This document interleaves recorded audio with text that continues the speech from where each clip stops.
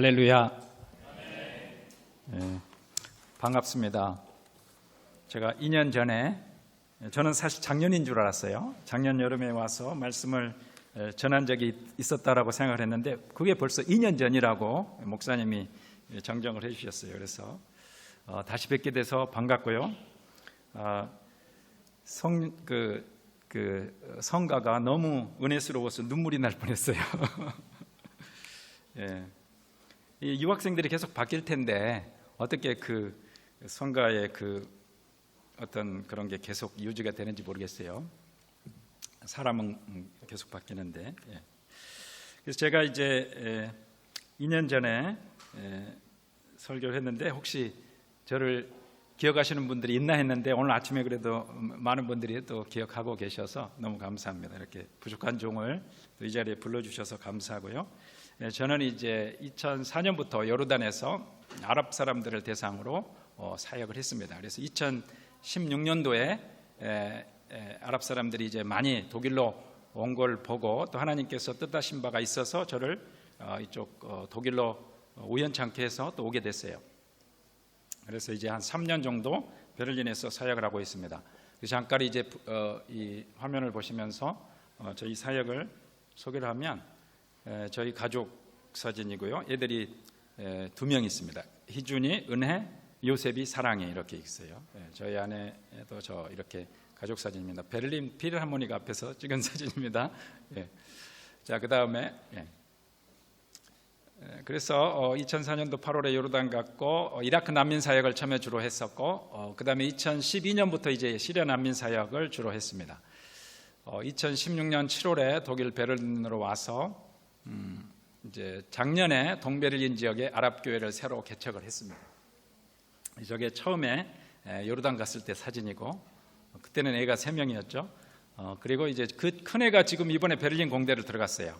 저 큰 애가. 둘째는 은혜인데 그때 유치원 바로 요르단에서 유치원 다녔었죠. 근데 남들은 다 지금 독일로 와서 공부를 한다는데 자기는 한국으로 굳이 가서 공부하겠다고 이번에 여름에 한국으로 갔습니다. 그래서 지금 대학 수시전형 넣었어요. 그 다음에 요셉, 그 다음에 이제 사랑 이렇게 4명입니다. 그 가운데 사진은 그 시리아 난민, 그 요르단에서 시리아 난민 센터를 열어서 그 아이들에게 난민들에게 영어도 가르치고 이제 아랍어도 가르쳤어요. 아랍어를 읽고 쓸 줄을 모르니까 아이들이 말은 잘하는데 그래서 그랬고 그 다음에 이제 독일로 바로 옮겨서 찍은 사진입니다. 그 다음에 이제 넘겨주시면 정말 무슬림 난민들, 아랍 난민들에게 아랍 사람들에게 복음을 전할 수 있는 공개적으로 복음을 전할 수 있는 그런 기회가 많지 않았어요. 근데 이제 갑작스럽게 아랍의 봄 사태가 터지면서 많은 난민들이 주변 국가로 쏟아져 들어왔고 이런 상황 속에서 이제 무슬림들에게 직접적으로 복음을 제시할 수 있는 또 복음을 전할 수 있는 그런 기회들이 많이 열리고 있습니다. 그리고 이제 이러한 상황들은 하나님께서 인도하시는 그런 상황이다. 공산권이 무너졌고 공산주의가 다스리던 그런 동유럽과 중앙아시아의 그 선교사들이 복음을 들고 들어갈 수 있었던 그런 사건이 생겼던 것처럼 80년대 중반에 이제 2010년도 이후로 아랍 사회에 많은 정치적인 그런 격변이 오면서 직접적으로 이제 아랍 사람들에게 복음을 증거할 수 있는 그런 시대가 열리고 있다라고 하고요.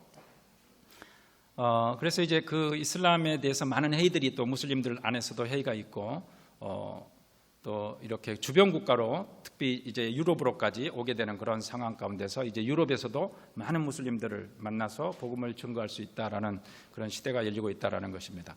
그다음에 또 넘겨주시면 그래서 정말 100만 명 이상이 한꺼번에 2015년 9월부터 2016년 상반기까지 100만 명에 해당되는 무슬림이 들어왔어요. 그래서 이 사람들은 만나보면 이제 유럽을 이슬람화하는 것은 시간 문제다라고 얘기를 해요. 그 사람들이 직접 제가 그렇게 얘기하는 걸 들었어요. 이건 알라가 그 타락한 이 유럽 사회를 이슬람화하기 위해서 알라가 열어준 기회다라는 거예요. 자기들이 무혈 입성했다라는 거예요. 무혈. 총 한 방 안 쏘고 자기들이 다 이렇게 입성했다라는 거예요.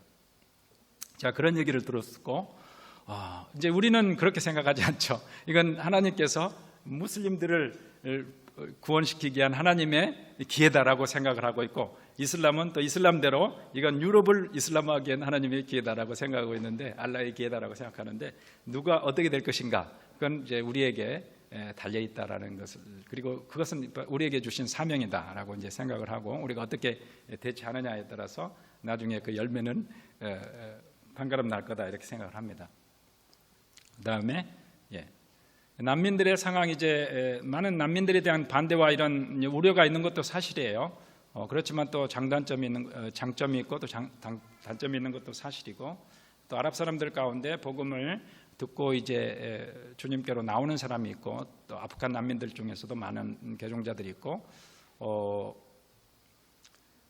그래서 난민들은 또 난민들대로 어려워요. 사실은 또 이 유럽 사회에 또 새로운 땅에 가서 적응한다는 게, 우리 한국 사람도 여기 와서 새로 정착하는 과정 가운데 많은 어려움을 겪고 있잖아요. 근데 또 중동 쪽에서 오는 사람들도 각자 그 나라마다 또 각 사람마다 그 상황들이 어려운 부분들이 있고 또 필요한 부분들이 있습니다. 그리고 이제 제가 하는 일은 주로 노방전도를 많이 해요. 뭐 이렇게 사람들이 많이 모아주는 것도 아니고 제가 직접 찾아가야죠, 안 오니까. 그래서 길거리에 나가서 이제 노방전도를 많이 합니다. 그래서 아랍 사람들에게 이제 노방전도는 사실은 아랍 지역에서는 불가능한 전도 방법인데, 여기서는 이제 노방전도를 많이 하고, 또 시리아 난민뿐만 아니라 뭐 중동의 아랍어를 사용하는 모든 국가 난민들을 다 접촉합니다. 예멘 사람들도 많이 만나고, 또 모로코 사람, 리비아, 알제리, 뭐 티니지 다 만나서 아랍어로 다 대화가 가능해요. 그리고 이제 주일 5시 반에 저희가 한 그 독일 교회 예배당을 빌려서 아랍 예배를 드립니다. 많지는 않아요. 아랍 사람들이 6명 오면 많이 와요. 한 5명 정도 옵니다, 평소에. 그리고 이제 그 사람들 중에 리더를 발굴해서 또 예수님의 제자로 삼는 그런 것들이 이제 주로 저희가 하고 있고, 가운데 사진이 저희 애들하고 저희가 한 달에 한 번씩 찬양 집회를 나갔어요. 길거리에 아랍 찬양을 하면서. 근데 저희 딸 싱어인데 한국 가가지고 지금 싱어가 없어가지고 못하고 있어요. 저희 아들이 또 하면 되는데 아직 못하고 있습니다. 차가 생기면 제가 여기 드레스덴도 와가지고 아랍 사람들한테 전도를 할 거예요. 지금은 주로 베를린에서 전도를 하고 있고, 알렉산더 플라츠 광장에서 제가 주로 많이 합니다. 넘기시면 저 이제 우리 그 아랍 사람들 사진이고요. 또 넘기시면 아랍 예배의 모습이에요. 제가 아랍어로 설교를 하죠. 아랍어로 설교를 하고, 아이들이 이제 찬양 인도를 하고, 북치고 장구치고 다 해요. 지금은. 오늘은 이제 그 아랍 형제에게 설교를 부탁을 했어요. 그 형제가 두 번째 이제 오늘 설교를 하는데 이제 잘 할지는 모르겠어요. 제가 또 갑니다. 오후에 이거 마치고 바로 가는데 이제 설교를 자꾸 시켜보려고 그래요. 밑에 사진이 창립 1주년이라 부활절 예배, 금년 부활절 예배 기념사진이 저 정교인이 와서 찍은 사진이 저렇습니다. 그 중에 저희 아이들이 6명, 저희 가족이 6명이죠. 아랍 사람들이 한 6명 되고요. 그리고 이제 예배 끝나고 식사를 같이 하죠. 넘겨주시면, 저기 이제 아랍 사진이에요. 조그만 그 공간을 빌려서 하고 있어요. 전체 예배당을 다 쓰진 않고. 넘겨주시고. 그래서 기도를 부탁드리는 것은 아랍 예배에 성령의 임재가 넘치고 성도들의 삶이 변화될 수 있도록 여러분이 기도를 해주시고, 또 그 주님의 교회를 섬기는데, 아랍 사람들을 변화시키는데 하나님의 그 성령의 강력한 임재가 필요하죠. 그래서 그러한 은사들로 사역을 할 수 있도록, 그다음에 이제 사람들의 마음이 열리도록 그런 것들을 위해서 여러분이 기도를 해주십시오. 감사합니다. 저 이제 우리 그 아까 본 우리 그 전체 부활절 기념사진입니다. 됐습니다.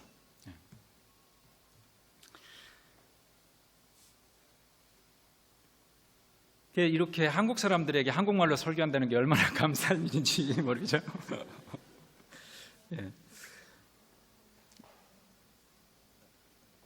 제가 이제 재작년에 여러분에게 설교를 했는데, 무슨 설교를 했는지 여러분 기억하시는 분이 있을지 거의 없을 거예요.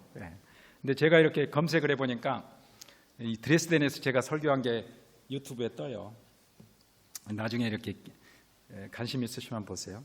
사도행전 1장 1절에서 11절 말씀을 가지고 제가 설교를 했었습니다. 예수님의 마지막 부탁, 내 증인이 되라, 이렇게. 그래서 예수님이 이제 마지막 승천하시기 직전에 말씀하시기를 오직 성령이 너희에게 임하시면 너희가 권능을 받고 예루살렘과 온 유대와 사마리아와 땅끝까지 이르러 내 증인이 되리라. 이게 이제 예수님의 그 마지막 그 지상에서의 메시지고, 그다음에 바로 이제 승천하셨죠. 그래서 예수님이 내 증인이 되라라고 하는 그 메시지를 가지고 이제 얼마나 여러분이 삶 속에서 정말 증인된 삶을 살았는가, 이게 그때 여러분에게 주신 말씀이었는데, 2년 동안에 그래서 1년에 1명 정도 이렇게 주님 앞에 인도했으면 2명을 인도했어야 되는데, 어떻게 여러분 어떻게 2명 정도 주님께 어떻게 인도를 하셨어요? 그동안 하나님이 아시겠죠? 여러분이 그 토요일마다 찬양 전도한다고 제가 그걸 봤었고, 여러분 계속 그런 찬양 집회에 나가서 찬양하면 정말 하나님 언어가 통하지 않아도 정말 하나님 앞에 올려드리는 그런 찬양을 하면 인간은 영적인 존재이기 때문에 그거를 깨달을 수 있을 거예요. 길거리에 가는 독일 사람이나 다른 다국적의 다른 사람들도 저분들이 뭐 하는 거 이렇게 귀 기울이며 들을 수 있을 겁니다. 그래서 그걸 소홀히 하지 마시고 자기 당번됐을 때 이렇게 꼭 참여하시기 바랍니다. 시간도 이렇게 30분이라고 더 있었는데 이렇게 한 1시간 정도 이렇게 경찰 올 때까지, 경찰 나타날 때까지 계속해서 찬양을 하시고 또 전도지도 나눠주시고, 그렇게 하시면 또 여러분을 통해서 나중에 천국 갔을 때 당신들 찬양 듣고 내가 예수님을 믿었다, 이렇게 반갑게 맞이할 사람이 있을 거예요. 또 폴란드 가서도 이렇게 여러분 또 찬양하는 것도 제가 소식을 들었는데, 믿지 않는 사람들에게 정말 그 불신자들이 많은 공간에서 이렇게 찬양하는 것이 굉장히 또 많은 의미가 있습니다. 그래서 뭐 아랍 사람이고 무슨 뭐 독일 사람이고 중국 사람이고 그 어떤 국적이 중요한 거 아니에요. 한국 사람도 중요하고 한 영혼이 굉장히 중요합니다. 천국에서는 무슨 국적과 무슨 언어가 구별되는 거 아니에요. 정말 한 영혼이 우리의 어떤 전도와 우리의 그 메시지를 듣고 또 찬양을 듣고 주님 앞에 돌아왔다면 그것 자체가 굉장히 값진 일이겠죠. 오늘은 우리의 그 신앙의 가장 기초적인 그런 메시지를 나누고자 합니다. 제가 이제 주로 아랍 사람들을 대상으로 설교를 하기 때문에 정말 깊이 있는 것은 물론 뭐 깊이가 없다고 할 수 없지만 정말 가장 기초적인 것을 제가 말씀을 많이 나눕니다. 그래서 이제 우리가 신앙에 대해서 기초가 이렇게 든든히 서 있는 분들은 뭐 굳이 뭐 그렇게 또 들을 필요는 없지만, 그러나 기초가 굉장히 중요해요. 정말 기초가 깊이 들어가야지 높은 건물을 세울 수 있습니다. 높은 건물을 세우려면 기초를 깊이 파요. 여러분의 인생에 그 밑바닥에서 헤맨다 싶을 때, 밑바닥보다도 더 밑으로 내려간다 싶을 때, 하나님이 나를 기초를 단단하게 다지고 계시는구나, 이렇게 생각을 하셔도 됩니다. 63 빌딩은 그저 세워지지 않습니다. 63 빌딩을 그냥 맨 땅에다 세우면 그거는 그 하중을 견디지 못해서 가라앉습니다. 그래서 63 빌딩 정도의 그 높은 건물을 세우려면 그 기초의 그 깊이는 땅속 깊이 있는 안반에까지 닿을 수 있도록 깊이 그 기초를 파고 심어야 되는 거예요. 신앙의 기초는 굉장히 중요하고 깊이 있는 기초를 마련할 수 있는 그런 시간이 됐으면 좋겠습니다. 오늘 본문은 이제 침례 요한의 증언입니다. 제가 침례교 목사에서 자꾸 침례를 쓰는데 뭐 침례든 세례든 다 똑같으니까 여러분이 구별해서 들으시면 되고요. 침례 요한이 이제 자기 자신을 주의 길을 곧게 하라고 광야에서 외치는 자의 소리다라고 자신의 역할을 이렇게 얘기를 해요. 주의 길을 예비하라고 자기는 광야에서 외치는 소리다라고 이제 침례 요한은 자신의 역할과 사명을 그렇게 얘기를 합니다. 그래서 자기 뒤에 오실 분, 자기보다 더 먼저 계신 분, 또 자기보다 더 위대하신 분을 자기는 예비하는 사람이다라고 얘기를 하고, 또 내가 와서 물로 침례를 베푸는 것은 그를 예수님을 이스라엘에 나타내려 함이다라고 이제 말을 합니다. 이게 이제 침례 요한의 역할인데 뭐 그렇게 특별하게 뭐 예수님의 앞을 뭐 열심히 닦았다고 볼 수도 없어요, 사실은. 그런데 이 굉장히 중요한 역할을 이분이 하는데 자기의 메시지를 통해서 이제 하는 거죠. 또 예수님을 직접 침례도 베풀었고, 근데 이제 예수님을 위해서 이분이 준비했는데 그럼 과연 예수님은 이제 무슨 일을 했는가라는 것이 오늘의 주제입니다. 예수님께서 과연 무슨 일을 했는가? 예수님께서 이 땅에 오셔서 많은 일을 하셨어요. 5천 명을 먹이시고 또 귀신을 쫓아내고 병든 자를 살리고 죽은 자를 일으켜 세우고 죽은 자를 살리고 또 파도를 잠잠케 하는 그런 많은 일들을 하셨습니다. 그래서 사도 요한은 그 요한복음 마지막에 예수께서 행하신 일이 이외에도 많으니 만일 낱낱이 기록된다면 이 세상이라도 이 기록된 책을 두기에 부족할 줄 아노라. 사도 요한이 예수님을 3년 동안 따라다니면서 듣고 보고한 그 모든 것들을 낱낱이 기록한다면 이 세상도 그 책을 두기에도 부족할 거다라고 할 정도로 많은 일을 하셨어요. 정말 중요한 몇 가지만 복음서에 기록한 거거든요. 공간복음에 기록되지 않는 걸 되도록이면 요한은 또 자기가 추려서 쓰려고 많이 노력을 했어요. 그런데 예수님께서 하신 그 많은 일 중에 정말 중요한 두 가지 일이 있습니다. 가장 중요한 두 가지 일이라고 할 수 있고 나머지 많은 일들은 사실은 이 두 가지를 하기 위한 준비 작업이라고 생각하시면 돼요. 그래서 이 두 가지 일이 과연 무엇인가? 이 두 가지 일은 바로 이 침례 요한을 통해서 증언이 되고 있습니다. 첫 번째 이제 침례 요한이 이분이 하실 일이 뭐냐라고 얘기를 했을 때 29절에 보면 29절에 다 같이 한번 읽겠습니다. 시작. 이튿날 요한이 예수께서 자기에게 나오심을 보고 이르되 보라 세상 죄를 지고 가는 하나님의 어린 양이로다. 보라 저분이 예수님을 봤을 때 저분은 대단하신 분이다. 저분은 이 세상을 다스릴 왕이다. 이렇게 얘기하지 않았어요. 뭐라고 얘기했어요? 저분은 세상 죄를 지고 가는 하나님의 어린 양이다. 하나님의 희생양이다라고 얘기를 한 거예요. 그래서 이것이 바로 예수님의 첫 번째 가업입니다. 예수님은 이 세상의 죄를 해결하기 위해서 오셨고 그 방법은 예수님이 이 세상의 죄의 문제를 해결하는 방법은 희생 제물이 되는 그런 방법인 거죠. 사실 예수님은 이 세상의 구세주로 오셨어요. 만왕의 왕으로 하나님 나라의 왕으로 이 세상에 오셨어요. 그래서 사실은 그 왕의 역할이 뭡니까? 선한 왕의 역할은 정말 훌륭한 지도자의 역할은 그 백성들의 고충을 듣고 그 백성들이 가진 문제들 억울함을 풀어주고 돌봐주는 것이 바로 진정한 왕이죠. 그래서 예수님께서는 사실 이 땅에 오셔서 그 왕으로서 백성들의 고통을 해결해 주셨어요. 배고픈 자를 먹여주시고 병든 자를 고쳐주시고 또 귀신 들려 고통받는 자를 쫓아주시고 또 죽은 사람으로 인해서 고통받고 있는 사람에게 가서 죽은 사람을 살려주시고 이런 일들을 하셨어요. 이러한 기적들은 바로 예수님이 하나님 나라의 왕으로서 그 왕의 통치권을 행사하는 행위입니다. 통치행위죠. 예수님께서 이 땅에 정말 하나님의 왕으로서 하나님 나라의 왕으로서 통치행위를 하신 거예요. 그런데 예수님께서 이 기적들보다도 더 중요하고 근본적인 그 일이 바로 있는데 그게 바로 세상 죄를 지고 가는 어린 양의 대신 그 일이죠.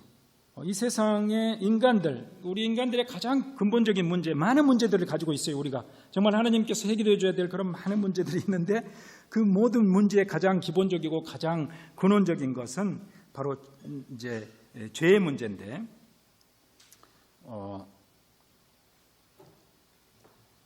하나님의 형상대로 지음을 받은 정말 하나님을 대신해서 이 세상의 통치권을 부여받은 그런 하나님의 형상을 닮은 우리 인간이 죄로 인해서 하나님과의 관계가 끊어지고 있고 이제 우리 스스로 먹을 것을 궁리해서 살아야 되고 우리 스스로 머리에서 땀을 흘리며 이마에 땀을 흘리며 살아야 되고 이제는 질병과 그리고 치열한 그런 경쟁 사회 속에서 자기의 생존을 자기 스스로 개척하면서 살아야 되는 그런 것은 우리 스스로가 자초한 인간의 근본적인 문제인 거죠. 그래서 이 세상은 점점 밝아져가고 점점 살기 좋아져 가는 것이 아니라 문명은 속도로 발달하고 있고 AI가 모든 것을 대신해서 할 만큼 이제 전지전능한 AI가 나타날 것처럼 여겨지는 그런 세상 속으로 계속해서 문명은 발전해 가지만 그러나 점점 세상이 살기가 좋아진다고 할 수는 없죠. 점점 타락하고 어두워져가는 그런 모습들이 우리 그 삶 속에서 많이 볼 수 있습니다.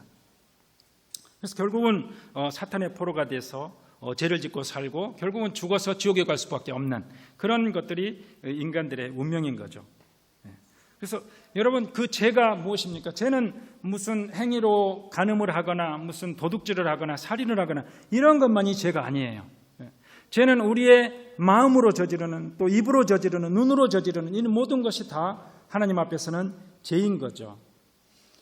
그리고 하지 말라는 걸 하는 것, 어기는 것도 죄지만 하나님께서 하라고 하시는 것을 하지 않은 것도 사실은 죄인 거예요. 이웃을 사랑하라, 부모님을 공경하라, 이런 긍정명령에 대해서 하지 않는 것조차도 내가 하지 말라는 거 안 지키고 나는 꼼짝 않고 있었기 때문에 나는 죄가 없다라고 할 수 있지만 하나님께서는 하라고 한 거 하지 않은 것까지 이 세상에서는 뭐 죄라고 할 수 있는 거죠. 그래서 날마다 이렇게 뉴스를 보면 많은 그 죄악의 사건들이 나옵니다.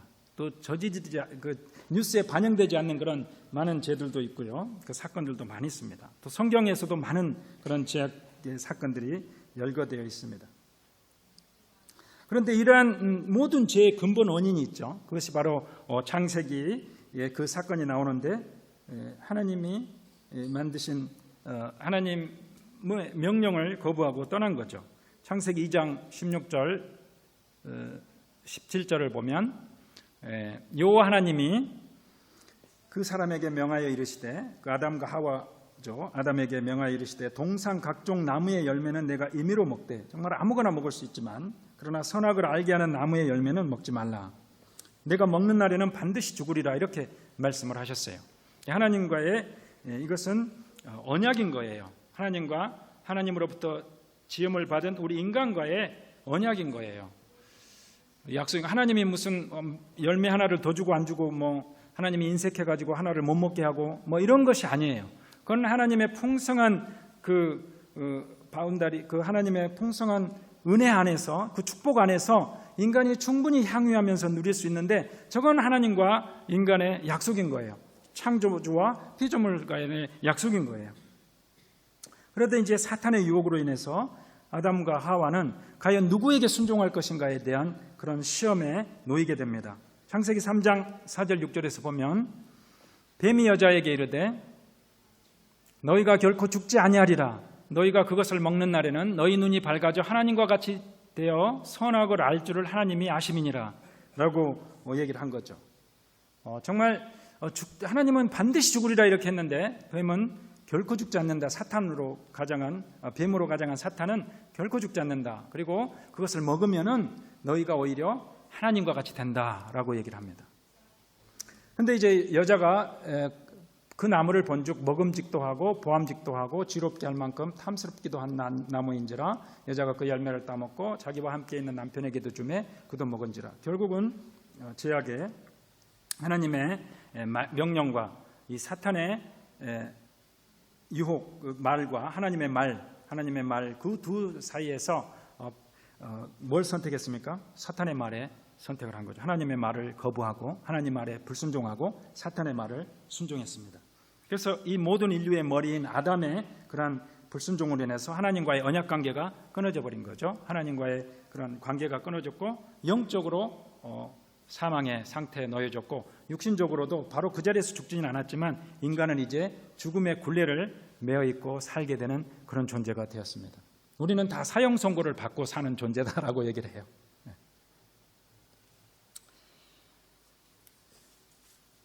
그 이후로 아담의 후손으로 태어난 모든 인간은 태어날 때부터 이제 그런 죄와 사망과 그 사탄에 매여 있는 그런 상태가 되었습니다. 만복의 근원이시고 창조주이시고 만왕의 왕이신 그 하나님을 거부하고 스스로 이제 하나님이 되고 싶어하는 그런 사탄의 그런 말에 따른 거, 사탄 자체가 그 범죄에 저질러서 사탄의 그 천사의 자리에서 쫓겨났고 그 사탄의 똑같은 유혹을 받은 인간이 또 그 유혹에 넘어가서 이제 하나님 스스로 하나님 되고자 했던 그런 것이 가장 인간의 죄의 근본이라고 할 수가 있는 거죠. 모든 문제의 원인이라고 할 수가 있습니다. 이 문제를 어떻게 해결할 수 있을 것인가? 인간에게는 해결책이 없는 거죠. 이 문제를 해결할 수 있는, 서로 자기가 이제 잘났다고 하다가 또 잘못한 일이 생기면 서로 남이 잘못했다고 이렇게 떠넘기는 것이 바로 우리 인간의 본능적인 속성이 되고 있는 거죠. 하나님 방법 외에는 해결책이 없습니다. 그래서 하나님께서 이제 이 문제를 어떻게 해결해 주십니까? 하나님이 우리를 사랑하셨기 때문에, 정말 그럼에도 불구하고 우리를 사랑하셨기 때문에 하나님께서 우리에게 약속하시기를, 이제 그 범죄의 현장에서, 인간이 저지른 그 범죄의 현장에서 이제 그 뱀에게 추궁하면, 사탄에게 추궁하면서 3장 15절에 보면, 다 같이 읽겠습니다. 내가 너로 여자와 원수가 되게 하고 내 후손도 여자의 후손과 원수가 되게 하리니 여자의 후손은 내 머리를 상하게 할 것이요 너는 그의 발꿈치를 상하게 할 것이니라 하시고, 여기서 이제 희미하게 하나님께서 약속을 해주시는데, 다시 한번 회복의 그런 소망을 주시는데, 여자의 후손이 그 뱀의 후손을 머리를 상하게 할 것이다 라고, 뱀을 머리를 상하게 할 것이다. 그리고 너는 그의 발꿈치를 상하게 할 거다. 이 말은 바로 하나님께서 우리에게 그 회복의 소망을 주신 거죠. 그 여자의 후손이 이제 때가 참에 그 여자의 후손인 예수님이 이 땅에 오신 거죠. 그래서 그분이 하신 일이 바로 사탄의 머리, 사탄의 권세를 깨뜨리는 거예요. 저 상하게 하는 것은 무슨 부상시킨다는 것이 아니라 박살내게 한다는 의미입니다. 깨뜨린다는 의미입니다. 그리고 이제 사탄은 발꿈치를 상하게 한다는 거죠. 그 여자의 후손도 어느 정도의 손상을 입습니다. 그러나 그 손상이, 한쪽은 발꿈치를 박살냈는데 한쪽은 머리를 박살냈어요. 누가 이길 거예요? 머리를 박살낸 쪽이 이기는 거죠.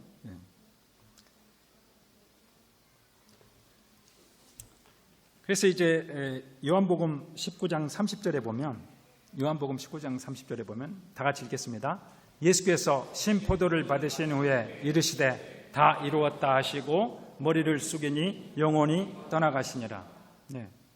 예수님께서 십자가에 달리셔서 이제 마지막 다 이루었다 하신 말씀이에요. 마지막 하신 말씀이에요. 저 말씀이 예수님께서 십자가에서 하신 말씀 중에 마지막 말씀이 다 이루었다. 세상 사람들이 보기에는 예수님이 뭘 다 이루었어요? 결국은 뭘 못 이루고 그냥 체포돼 가지고 구타당하고 집단 폭행당하고 결국은 십자가에 처형당한 실패한 어떤 지도자의 모습이잖아요, 저게. 그런데 예수님께서는 저걸 다 이루었다라고 얘기를 해요. 십자가에서 그 죽는 순간에 자기가 다 이루었다라고 얘기를 합니다.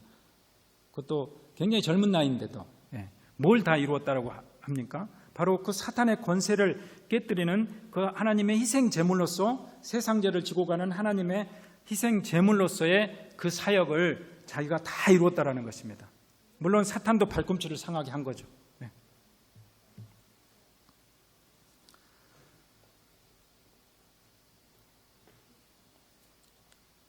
그 예수님이 태초부터 계신 성자 하나님이세요. 창조주시고 만왕의 왕이시고, 그런데 그분이 어떻게 이 땅에 오셔서 세상 죄를 위한 그런 희생양으로 죽는다는 거, 굉장히 아이러니가 아닐 수 없죠. 아랍 사람들이, 그 무슬림들이 이걸 잘 이해를 못해요. 어떻게 알라가, 또 하나님이라는 존재가, 신적인 존재가 죽을 수가 있느냐, 그리고 꼭 죽어야만 그 죄의 문제가 해결이 되느냐. 알라는 모든 전능하신데, 이것이 굉장히 그분들하고 얘기가 되는 문제고, 또 굳이 무슬림이 아니더라도 일반적인 사람들이 생각하기에 우리에게 굉장히 큰 아이러니일 수 없어요. 도대체 꼭 그런 방법으로만 돼야 되는가, 그리고 그렇게 억울하게 당할 필요가 있었는가라는 그런 생각을 하게 되는 거죠. 그러나 그것이 바로 하나님의 뜻이고 하나님의 길이었어요.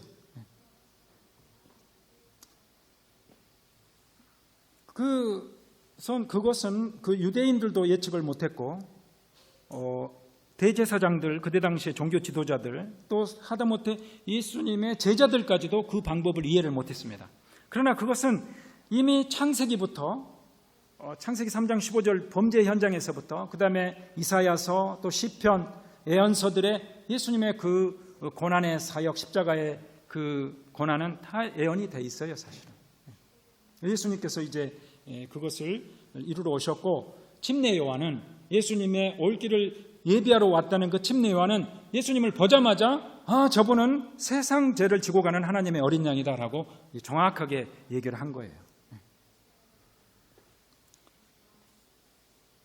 이것은 많은 것을 우리에게 생각할 수 있도록 합니다. 우리는 이 세상에 태어나는 목적이 이 세상에서 뭔가 이루어보고 좀 잘돼 보고 열심히 살고 행복하게 살려고 이 세상에 태어나잖아요. 그리고 그렇게 살려고 또 열심히 노력하잖아요. 아둥바둥. 근데 예수님은 어떻게 보면 죽으러 태어나신 거예요. 그것도 비참하게 이 세상에 와서 아주 젊은 나이에 그것도 비참한 죽음을 죽으시기 위해서 이 땅에 태어나신 거예요. 그리고 그 사명을 예수님은 한 번도 잊은 적이 없었을 겁니다.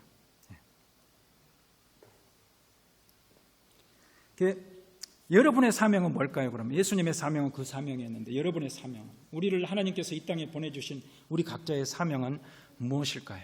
그리고 나는 그 사명을 얼마나 인식을 하고 있고 어떤 방법으로 또 그 사명을 이뤄갈 것인가, 이런 것들을 한번 생각을 해보게 합니다. 그리고 나서 이제 예수님의 두 번째 가업은 1장 33절에 요한복음 그 같은 본문에 다 같이 읽겠습니다. 나도 그를 알지 못하였으나 나를 보내어 물로 침례를 베풀라 하신 그이가 나에게 말씀하시되 성령이 내려서 누구 위에든지 머무는 것을 보거든 그가 곧 성령으로 침례를 베푸는 이인 줄 알라 하셨기에, 예수님의 두 번째 가업은 성령으로 침례를 베푸시는 거예요. 나는 물로 침례를 베푸거니와 내 뒤에 오시는 분은 나는 그분의 신들매를 풀기도 감당치 못하는데 그분은 성령으로 침례를 주시리라, 이렇게 얘기를 해요.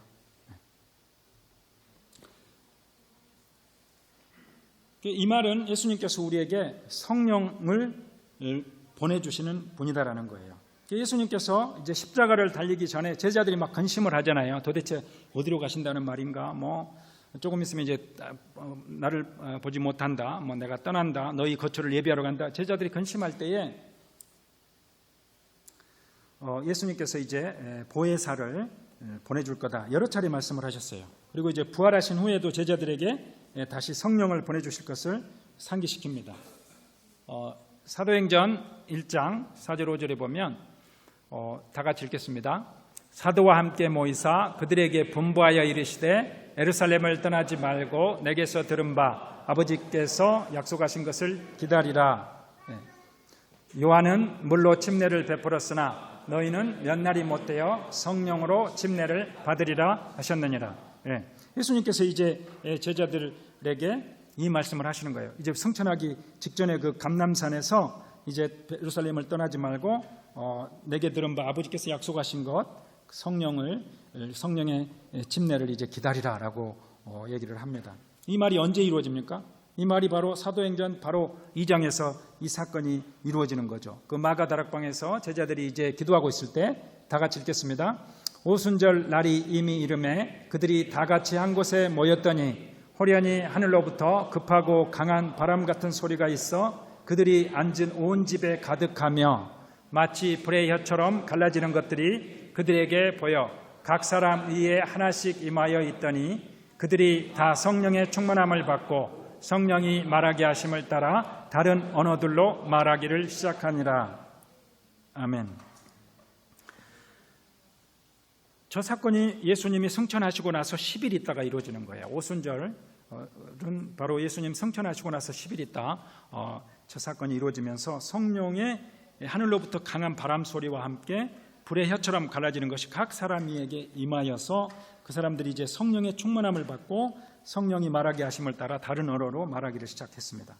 그리고 나서 이제 그 담대함을 가지고 길거리에 나가서 예수님을 잡아 죽인 그 거리에 나가서 담대하게 예수님, 너희들이 잡아 죽인 그 예수님이 바로 메시아고 구세주다라고 복음을 전하기 시작하고, 예수님이 했던 것 똑같이 이제 귀신을 쫓아내고 병든 사람을 살리고 그다음에 병자를 고치는 그 일들을 해냅니다. 그래서 이제 예수님의 그 두 번째 가업, 성령으로 침례를 주신 분이다라고 침례 요한이 두 번째로 이분은 세상죄를 지고 온 하나님의 어린 양이다라고 하는 그 첫 번째 가업하고 예수님이 저분은 성령으로 침례를 주실 분이다라고 하는 그 두 가지 가업이 이제 이 오순절 성령 강림 때 이루어진 거죠. 예수님의 그 두 가업이 그때 이루어집니다. 그러면 이제 그 성령으로 침례받는다는 것이 무슨 의미가 있는가? 우리가 흔히 뭐 성령 받아라 하고 뭐 또 성령을 받으려면 안수를 받고 뭐 이렇게 하기 때문에 무슨 성령을 어떤 에너지나 어떤 파워라고 생각하는 게가 쉬워요. 우리가 그렇게 착각하기가 쉬워요. 우리가 어렸을 때 신앙생활을 하면서 그래서 마치 성령 충만을 받는 것은 방전된 배터리가 좀 충전받는 것처럼 이렇게 인식하는 그런 생각을 하기가 쉬운데 사실은 그건 잘못된 생각이에요.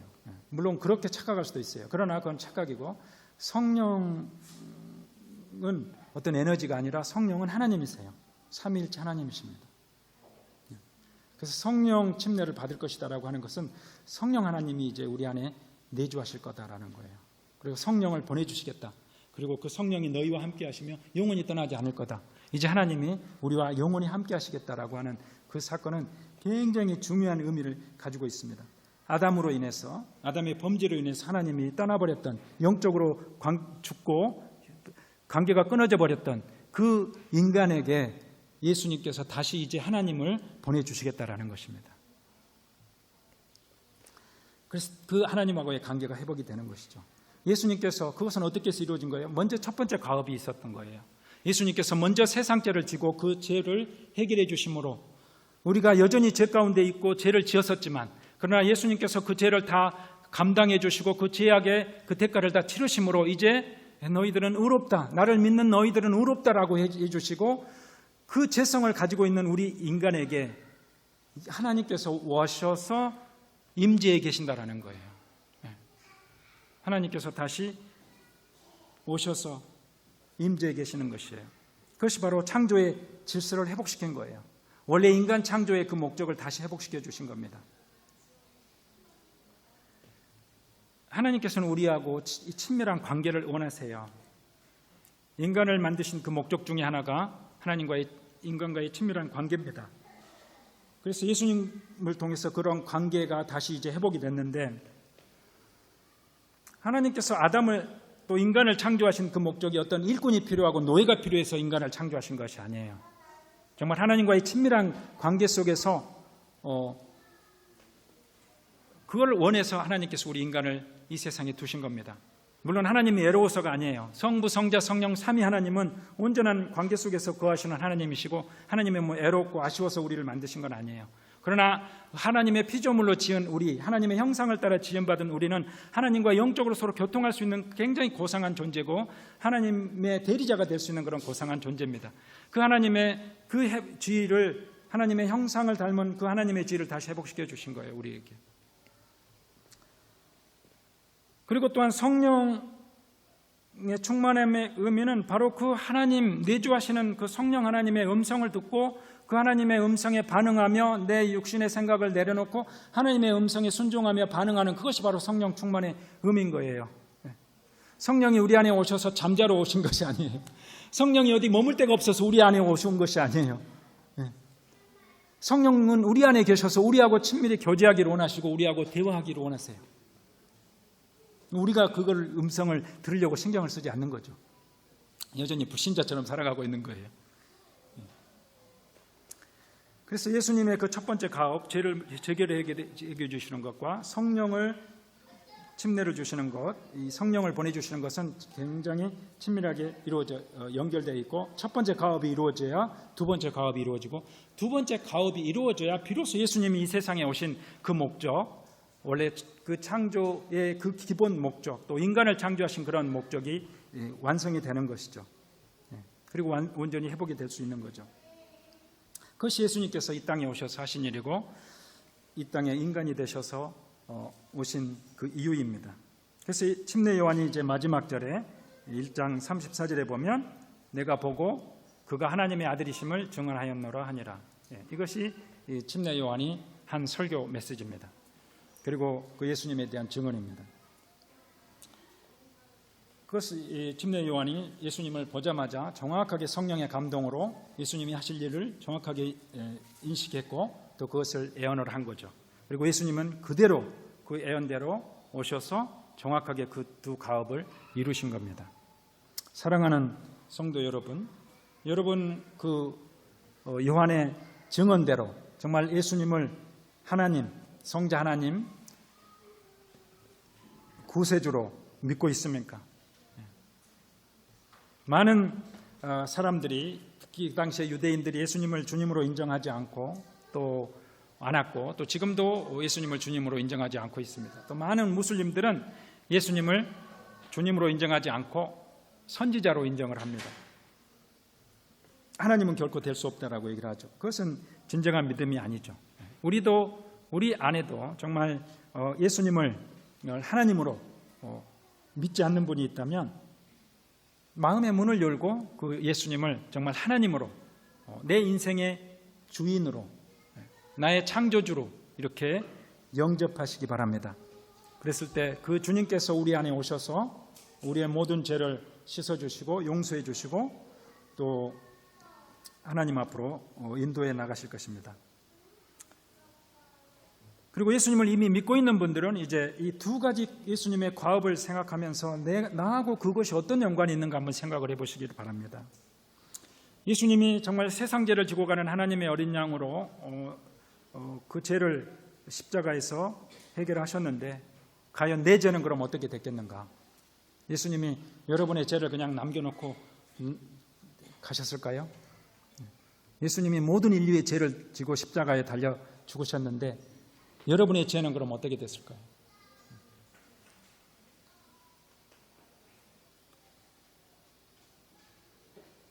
그래서 아직도 죄책감에 시달려 있거나 아직도 그 죄의 문제에 얽매여 있는 분들은 자유함을 가지시기 바랍니다. 회개하시고 하나님 앞에 자백하시고 그 죄의 용서를 받고 누리시기 바랍니다. 요한일서 1장 9절에 보면 다 같이 읽겠습니다. 만일 우리가 우리 죄를 자백하면 그는 미쁘시고 의로우사 우리 죄를 사하시며 우리를 모든 불의에서 깨끗하게 하실 것이요. 우리가 만약 우리의 죄를 자백하면, 하나님 앞에서 그 죄를 시인하면, 하나님과 나만이 아는 그런 죄, 하나님께서 깨닫게 해주시는 그런 죄, 그것을 하나님 앞에서 자백하라는 거예요. 자기의 죄인됨을, 그리고 그 죄를 하나님 앞에 솔직하게 드러내놓고 하나님 저를 도와주십시오. 하나님 저는 죄인입니다. 하나님 앞에 회개하고 결단하라는 거예요. 그 죄를 끊을 수 있도록 또한 결단을 해야 됩니다. 예수님의 그 십자가의 죽음을 헛되이 해서는 안 돼요.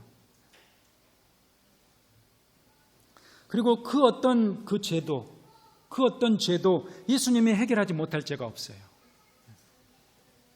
여러분이 죄를 해결하지 용서받지 못할 죄라고 성경에도 있지만 그 용서받지 못할 죄는 죄라고 인식도 못하는 죄들이에요. 불신자들은 자기가 죄라고 인식도 못하고 죄를 인정하지도 않습니다. 그러나 여러분의 마음속에 남아있는 그런 죄책감이 있는 그런 죄들은 여러분에게 깨닫게 해주시는 그런 죄들이에요. 여러분에게 죄로 인식되는 그 모든 죄는 다 예수님께서 해결해 주셨습니다. 아멘이십니까? 자유함을 누리시기 바랍니다. 그리고 감사하시기 바랍니다. 두 번째로 예수님께서 이제 성령으로 침례를 베푸신다고 했어요. 그것은 바로 성령 하나님을 보내주신다고 하셨어요. 그 성령 하나님이 이제 여러분 안에 진짜 거하고 계심을 여러분이 인식하면서 그렇게 살고 계십니까?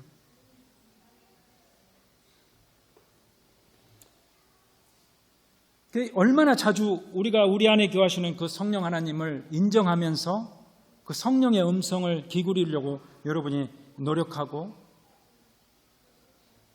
살고 있습니까? 정말 전혀 무시하고 살고 있지는 않나요? 여전히 믿는다고 하면서 정말 내 마음과 내 뜻대로 여전히 살고 있지는 않습니까? 고린도전 3장 16절 17절을 보면 다 같이 읽겠습니다.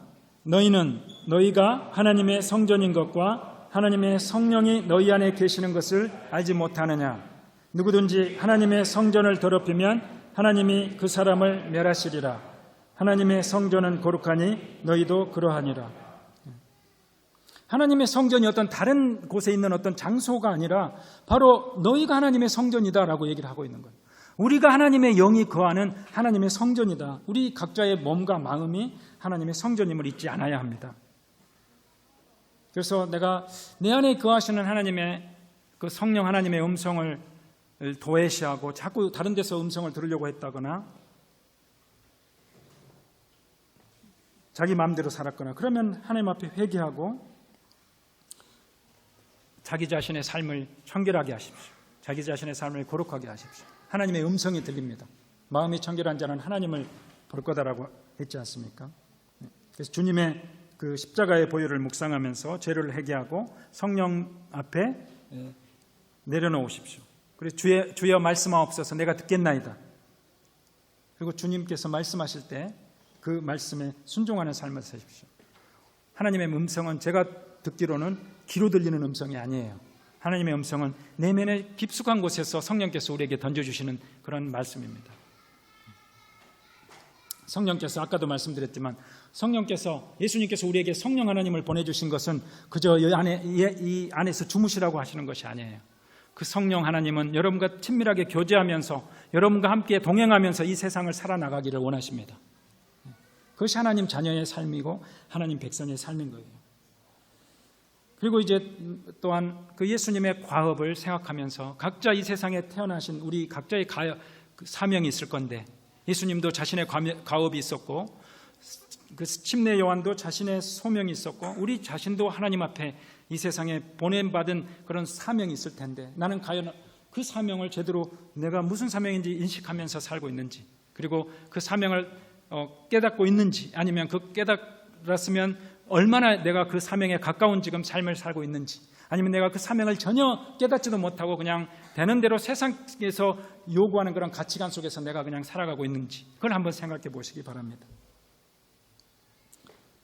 왜 내가 이 독일에 와 있는지 내가 왜 지금 여기 드레스덴에 살고 있는지 이런 것들에 대해서 한번 더 깊이 생각해 보는 시간이 되기를 원합니다. 그리고 또한 이 침례 요한처럼 증인이 되기를 원합니다.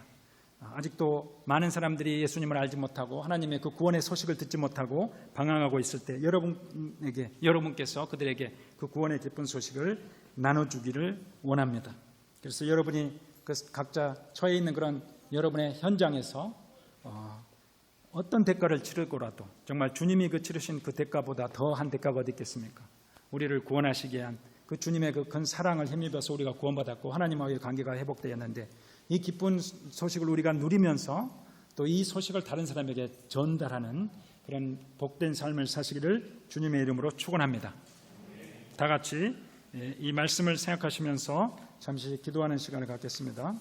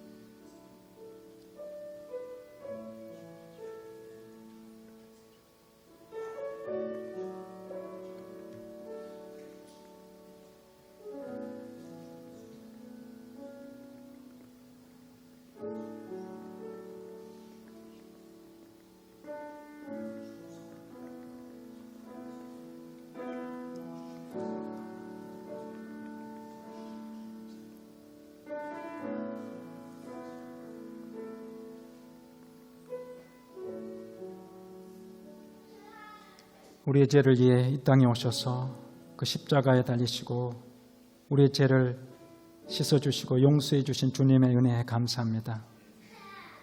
하나님 아버지, 아직도 죄에 짓눌려 있거나 죄에 매여 있는 분이 있으면 주님 십자가의 보혈로 씻어주시고 정결케 하여 주시옵소서. 주님께서 그 용서의 그 크신 은혜와 사죄의 기쁨을 누리게 하여 주시옵소서. 그리고 더 이상 그 죄를 매여 있지 아니하고 이제 끊고 이기는 승리의 삶을 살 수 있도록 도와주시옵소서. 주님, 우리에게 성령을 보내주셔서 우리 안에 내주하시며 우리를 인도하신 성령 하나님 감사합니다. 그러나 우리가 날마다의 삶 속에서 성령의 음성에 기울이기보다는 먼저 내 뜻과 내 생각이 앞섰던 그런 시간들을 회개합니다.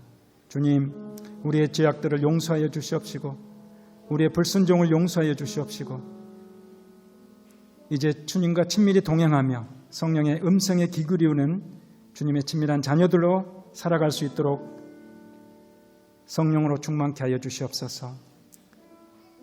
마음에 맺혀 있는 문제들이 있습니까? 또 질병으로 고통받는 주님의 백성들이 있습니까? 주님, 또 어떤 관계에 어려움이 있는 주님의 자녀들이 있습니까? 또 해결되지 못한, 또 해결하기 쉽지 않은 그런 문제로 고통받는 사람들이 있습니까? 성령님, 그 모든 문제를 주님께서 친히 하시겠사오니 주님께서 친히 해결하여 주시옵시고 자유케 하여 주시옵시고 치료하여 주시옵시고 그 묶음에서 풀려나게 하여 주시옵시고 악한 어둠의 세력들을 깨뜨려 주시옵시고 물리쳐 주시옵소서. 하나님, 우리에게 각자 이 땅에 보내주신 주님의 사명 다시 한번 기억나게 하시고 깨닫게 하시고 그 소명을 위해 살아가게 하여 주시옵소서. 어떤 대가를 치르더라도 주님께서 우리에게 부여하신 또 우리에게 허락하신 주님의 일 감당케 하여 주시옵시고 주님을 위해 살아가게 하시고 주님의 영광을 위해서만 살아가게 하여 주시옵소서. 감사하며 예수님의 이름으로 기도드리옵나이다.